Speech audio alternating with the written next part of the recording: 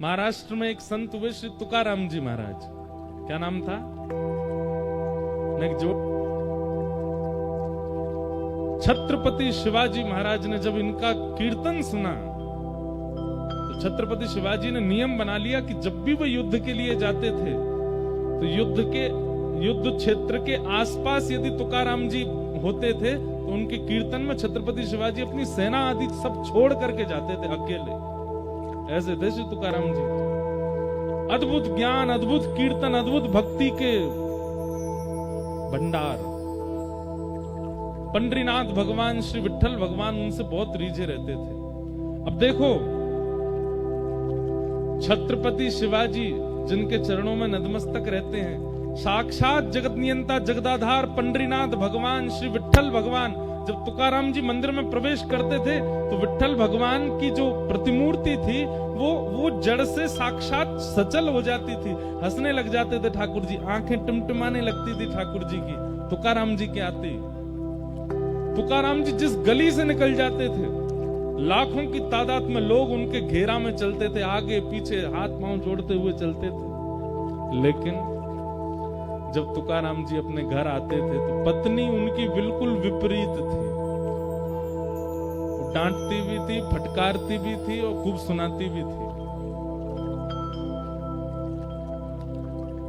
पूरे दिन कुछ करते धरते नहीं हो, प्रवचन करते रहते हो, कथाएं सुनाते रहते हो, कुछ दक्षिणा लिया करो, घर कैसे चलेगा? सोचो, छत्रपति शिवाजी महाराज का आज अगर नाम महाराष्ट्र की भूमि पर ले लिया जाए तो लोगों के रोंगटे खड़े हो जाते हैं। आज भी उन शिवाजी महाराज, वो शिवाजी महाराज तुकाराम जी के सामने नतमस्तक होकर बैठते थे और उनकी ये स्थिति थी अपने ही घर में। पत्नी उनको ज्यादा कुछ करती नहीं। लो, ये गन्ने, खूब सारे गन्ने दे दिए, इनको बेच के आओ और उसका जो पैसा मिलेगा लाके मुझको देना। घर चलाना आता नहीं है, बस पूरे दिन कथा प्रवचन करते रहते हो, जाओ चलो। तुकाराम जी निकल गए गन्ने लेके। रास्ते में छोटे छोटे बच्चे, अब उस समय पर ये टॉफी तो होती नहीं थी, वो एक बुढ़िया के बाल खाते हैं बच्चे, गांव में आज भी घूमते हैं लोग, वो तो होते नहीं थे। या ये चूरन चटनी आजकल जो बच्चे खाते हैं अपनी जीभ के सुख के लिए, ये सब पहले तो होता नहीं था। पहले तो आम होते थे, सेब होते, गन्ना होते, इनसे ही स्वाद लेते बच्चे।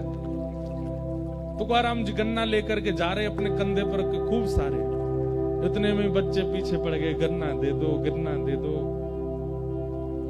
तुकाराम जी महाराज बड़े बेचारे भावुक हो गए। अरे आओ आओ आओ, ये लो तुम्हारे लिए, तुम्हारे सब बच्चों को बांट दिए,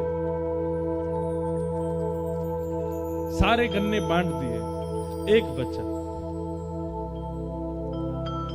तुकाराम जी ने अपने ऐसे कंधे पर लटका लिया, दोनों हाथ टांग लिए उस पे, घर आ रहे थे। पत्नी इतनी खुश हो गई, ओ हो सबरे गन्ने बेके आए, खूब सारा पैसा लेके आए होंगे। जैसे तुकाराम जी घर आए, पत्नी ने तो महाराज खूब सुंदर उनकी आरती करी। आओ आओ आओ, देखो आज कितने अच्छे लग रहे हो, कथा करके आते हो अच्छे नहीं लगते, आज अच्छे लग रहे हो, दक्षिण पैसा लेके आए होंगे ना,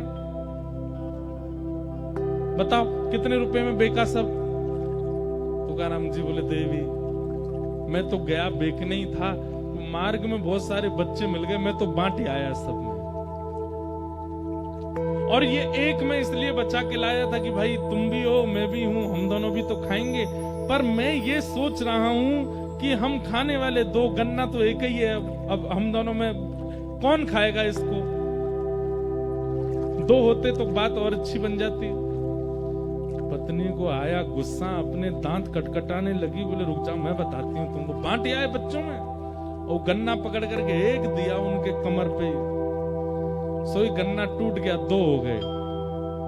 तुकाराम जी बोले, वाह वाह वाह, जय हो विठ्ठल भगवान, आपने तो ऐसी बुद्धिमान पत्नी मुझको दी है, बताओ इसने दो कर दिए, ले एक तू खा एक मैं खाऊंगा।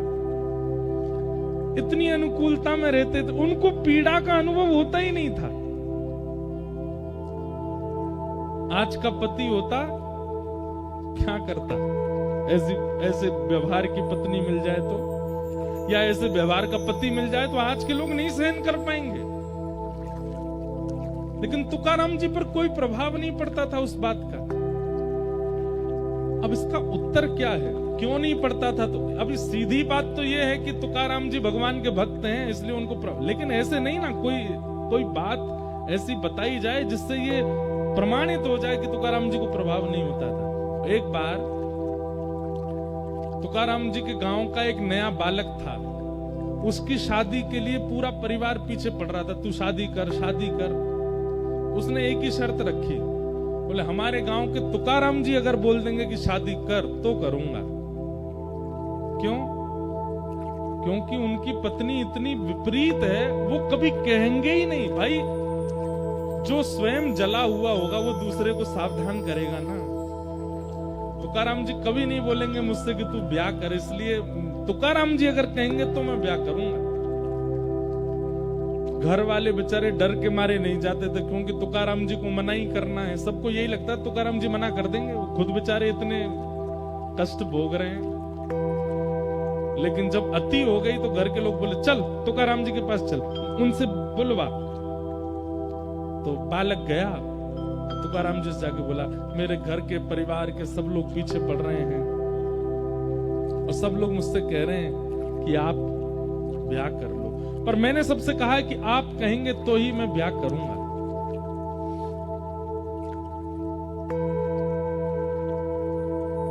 आप बताइए ना, मैं ब्याह करूं कि नहीं करूं?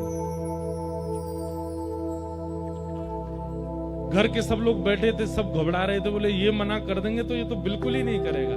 तुकाराम जी बोले जितना जल्दी हो सके उतना जल्दी ब्याह कर लो, जितना जल्दी हो सके उतनी जल्दी करो।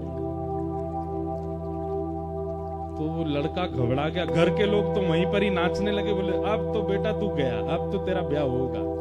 तुकाराम जी बोल दिए, घर के लोग चले गए। तो वो अब तुकाराम जी के पास बैठा, बोला आप साधक प्रवृत्ति के व्यक्ति नहीं है। अरे जब पता है कि मार्ग में हमने कष्ट भोगा तो दूसरों को सावधान करना चाहिए। आप खुद इतनी पीड़ा में रहते हैं, पत्नी आपकी मार तक देती है सबके आगे, और आप मुझसे कह रहे हैं कि मैं भी ब्याह कर लूं। क्यों? तुकाराम जी बोले देख भाई, अगर अनुकूल पत्नी आ गई तो तुम दोनों जीवन आराम से जी लोगे, और यदि प्रतिकूल पत्नी आई तो इस गांव में एक की जगह दो तुकाराम हो जाएंगे, मैं और तू दोनों। लेकिन उस बालक ने चरण पकड़े, बोले मैं ठीक है मैं ब्याह करूंगा, लेकिन आपकी प्रसन्नता का राज क्या है? आपकी पत्नी विपरीत है। और तुकाराम जी का पहले ब्याह हुआ था तो पत्नी और बेटा भुखमरी के कारण मर गए थे, उनके प्राण चले गए। तो दूसरा ब्याह हुआ तो दूसरी पत्नी इतनी तेज आई कि वो ऐसा करती थी। तो उस बालक ने कहा इतनी प्रसन्नता का कारण क्या? आप इतने प्रसन्न क्यों रहते हो? आपकी पत्नी बिल्कुल विपरीत स्वभाव की, आपके घर में कोई सुख शांति नहीं है, आप पूरे दिन यहाँ पहाड़ी पर बैठे रहते हैं, आपको भोजन भी घर से तो मिलता नहीं है, फिर भी आपके चेहरे पर कभी शिकन नहीं देखी, आपके चेहरे पर कभी मायूसी नहीं देखी। इसका कारण क्या है?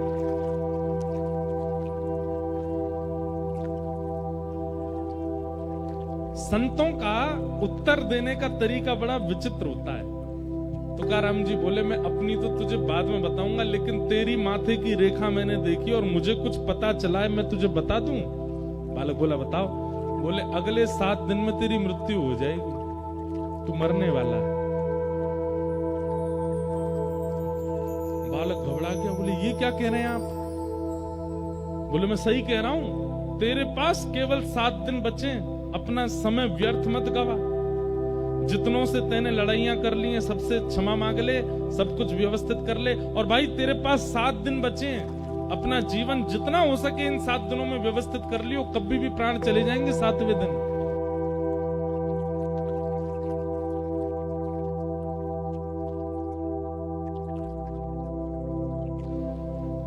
अपना प्रश्न तो सब भूल गया। वो लड़का दौड़ा, रात में जाकर के स्नान किया, माता पिता को प्रणाम किया, बहनों को गले से लगावे, भाइयों को हृदय से लगावे, जितनों से उसकी बैर थे सबके पास गया। बोले भैया मुझे क्षमा कर दो, मैंने तुमसे बैर किया। सब लोग कहते ये हो क्या गया, किसी को बताता था नहीं कि क्या होने वाला उसके साथ। अब स्थिति ये हो गई कि घर में माँ भोजन बनाती है, दाल में नमक नहीं पड़ा, खा लेता है चुपचाप, कहता नहीं है। पहले इतना टोकता था, इसमें नींबू डालो, नमक डालो, मिर्च डालो, अब जैसा मिल जाता है पा लेता है। उसके भाई बंधु कभी लड़ने आ जाते हैं तो सबके आगे क्षमा मांग लेता है, बोले भैया तुमको जो चाहिए ले जाओ, मुझसे लड़ो मत। कभी उसको बहुत कोई स्नेह देता तो भी उस पर फर्क नहीं पड़ता, कोई उसको बहुत कष्ट देता, बोले नाथ दिन है, अब बताइए मेरे प्राण कब निकलेंगे और मैं क्या करूं अब। तुकाराम जी बोले एक बात बता, पिछले 7 दिनों में तुझसे कोई लड़ने आया? आए तो थे लेकिन मुझको याद नहीं, क्योंकि मैंने दिमाग में ज्यादा लिया नहीं। लड़ने आ रहे थे भाई बंधु लोग, मैं कहता भाई लड़ो, मतलब क्या लड़ने के लिए कहां जाऊं मैं, मेरा प्राण निकलने वाले हैं। तुकाराम जी बोले पिछले 7 दिन में तेरा किसी ने बहुत सम्मान किया? बोले वो भी सम्मान भी किया, पर कहां अच्छा लग रहा था सम्मान, बस ये लग रहा था 7 दिन में प्राण चले जाएंगे, भाई क्या करूं। अच्छा एक बात बता, परसों माँ ने घर में क्या बनाया था? बोले दाल चावल। दाल में नमक वमक कैसा था? सब ठीक था। बोले कुछ याद नहीं है मुझको, जैसा बना मैंने खा लिया, मुझे तो बस यही लग रहा था प्राण जाने वाले। तुकाराम जी बोले मेरी प्रसन्नता का राज यही है, मैं हर दिन को अपना अंतिम मानता हूं, मैं हर दिन को अपना अंतिम समझता हूं।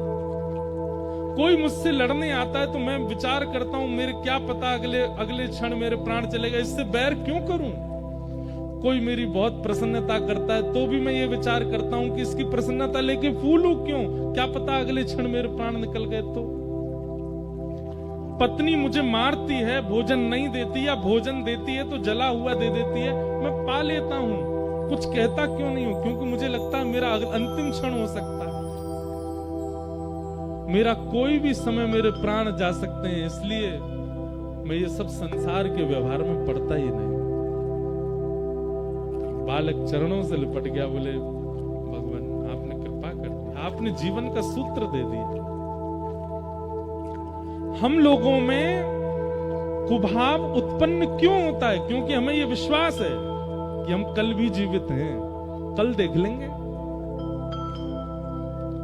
हम लोगों में सम्मान के प्रति इतनी रुचि क्यों है? क्योंकि हमें विश्वास है कि कल और मिल सकता है।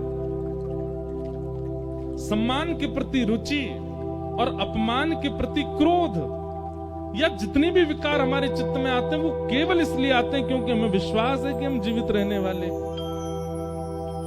अपने हर क्षण को अगर अंतिम मानने लगे, क्या पता अगला क्षण हम जीवित रहे कि नहीं, आप सब व्यवस्थित सामान्य हो जाओगे, शांत हो जाओगे, मौन रहने लगोगे, ना किसी से कोई शिकायत, ना किसी से कोई लड़ाई, ना किसी से कोई प्रेम, सब सम। एक सूत्र है। ठाकुर जी जब जीवन में आते हैं तो विपत्तियां कम नहीं होती, पर विपत्तियों का प्रभाव खत्म हो जाता है। और क्षमा करें, आप तिलक लगाते हो, कंठी पहनते हो, नाम जप करते हो, लेकिन विपत्ति, आपत्ति, संपत्ति, इनका प्रभाव दिखता है आपके ऊपर, तो आप आडंबर कर रहे हो, आप नाम जप नहीं करते।